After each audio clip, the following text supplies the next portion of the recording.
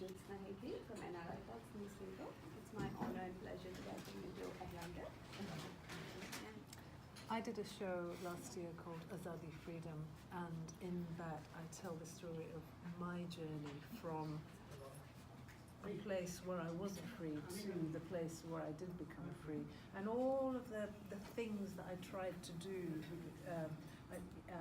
in order to get to the end of that journey. Because I think what happens is we find ourselves in situations and we go, oh, if I do that, if I try to be better, then maybe I'll be free, or maybe I have to get angry and then maybe I'll be free, or maybe I just try to reason and I say, that's, don't treat me like that, and then I can be free. But I think for me, the freedom is freedom that you find within yourself, because we spend a lot of time trying to get approval from the rest of the world, and you're never going to please everyone, but often you can do yourself so much damage trying to fit yourself into the shape that other people expect you to be. So my personal answer to that would be to be able to find the shape that you are from yourself, which might not be the shape that anybody around you is, but it's your personal shape.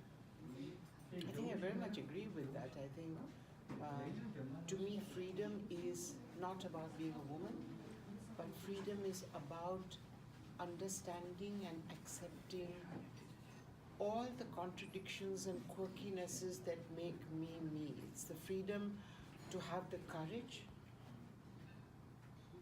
to be myself. Well, I think the times are different. I had amazing parents.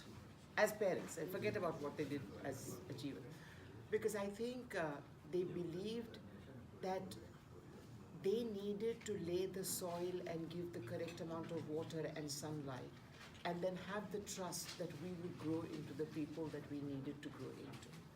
They were not frustrated in any sense, so that I didn't become a doctor, therefore I will force my daughter into becoming a doctor, which is the sort of forever story, especially amongst Asian parents.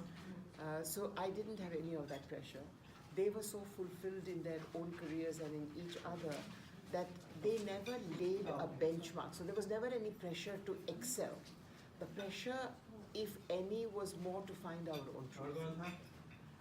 But from the entire family, as I was saying earlier, came the DNA that being articulate and being educated and having a personal ideology, you needed to fight for others who didn't have it.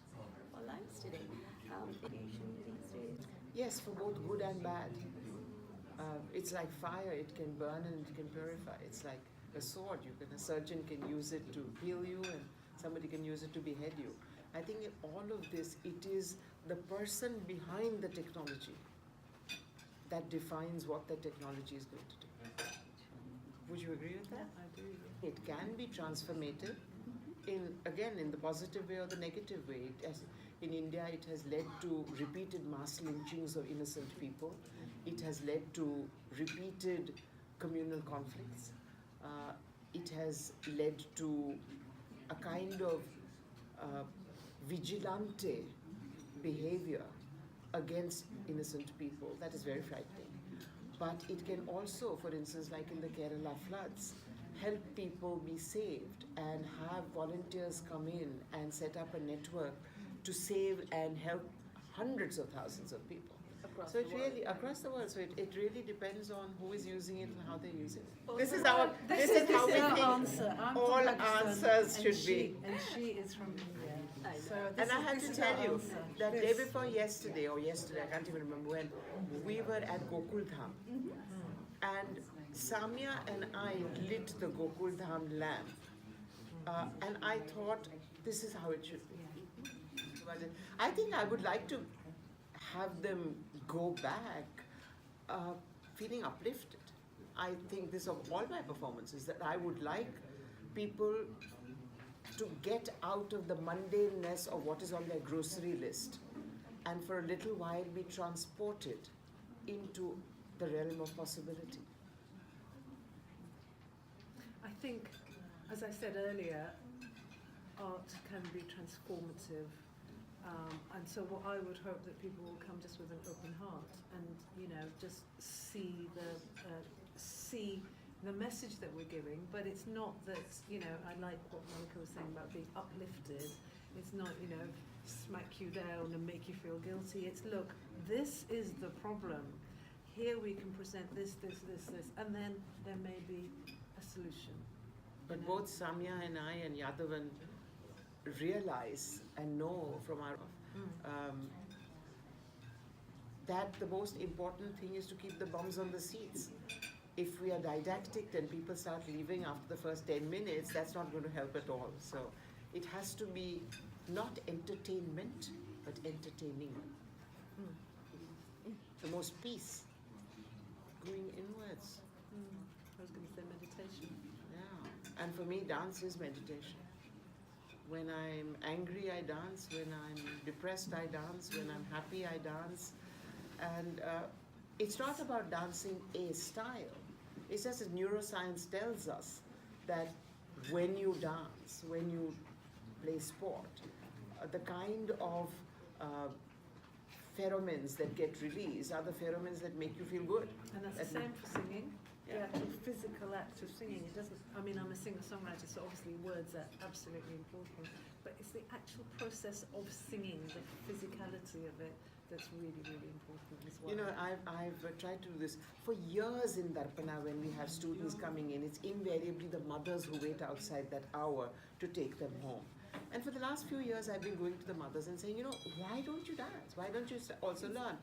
Oh, is umar mein kaise seekhe? And I said, listen, I'm not telling you to be a professional dancer. I'm telling you, why don't you come and let your body go and let your mind go and get into that? And I have succeeded because for the last few years, in our first year class, we have age ranges from 7 to 65. And there are women who come, and one of our older students' son is here. Wow. And for the first year when she did the annual event with us, he flew down and he took me aside and he said, never let my mother stop because I have never seen her so happy. Oh. And we have husbands coming and saying, there is an excitement in her that I've never seen in her married life. And she wants to go there and she, and there's this amazing interaction between the olders and the younger students because the older ones have the understanding but the younger ones have the quickness of picking up things and they're arguing, yes, but do it like this. No, but it wasn't like this. Yes, but, and it's such a delight to see and such a delight to be able to unleash that in them through dance. And for me, this is a huge joy. A humanity that is humane. A world of people who glow inside. I would like a world where I don't have to do what I do. If there was equality. A world where people treat each other with dignity, with compassion, with love, and do not say we're dreamers. Yes.